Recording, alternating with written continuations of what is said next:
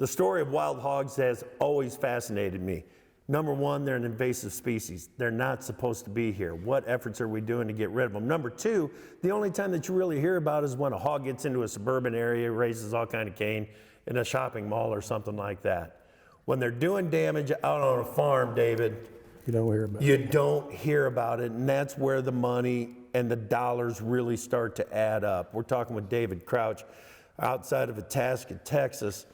And David, this hog problem, it's widespread, isn't it? Oh, it's statewide. Right. Not just Texas, it's Oklahoma, Louisiana.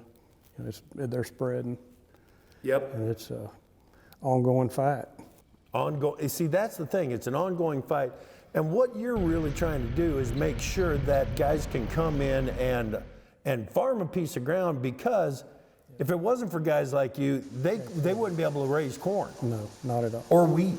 Yeah, we have areas here that they never raised corn before, but in the last few years, they've actually started being able to plant corn with very little loss. All right. So how's the process work? Does the farmer contact you, or are you out there looking for the hogs?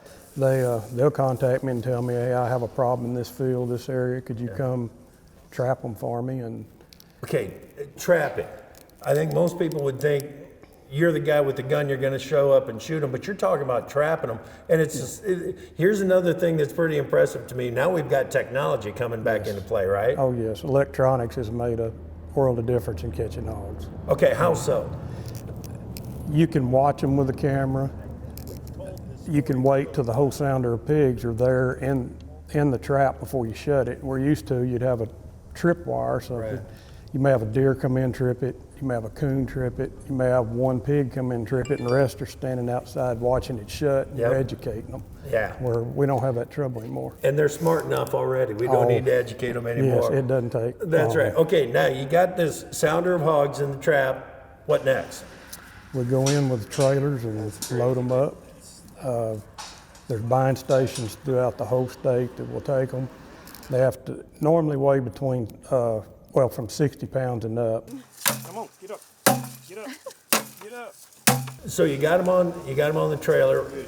What's next? You take them out there, and there's buying stations? Buying stations, they have a facility where you back in, they weigh them one at a time Yeah. and unload them into their facility.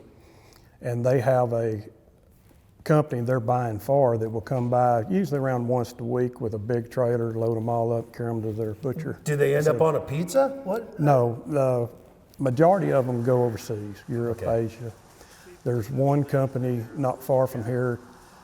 They use it for dog food, Yeah. and they sell the hides.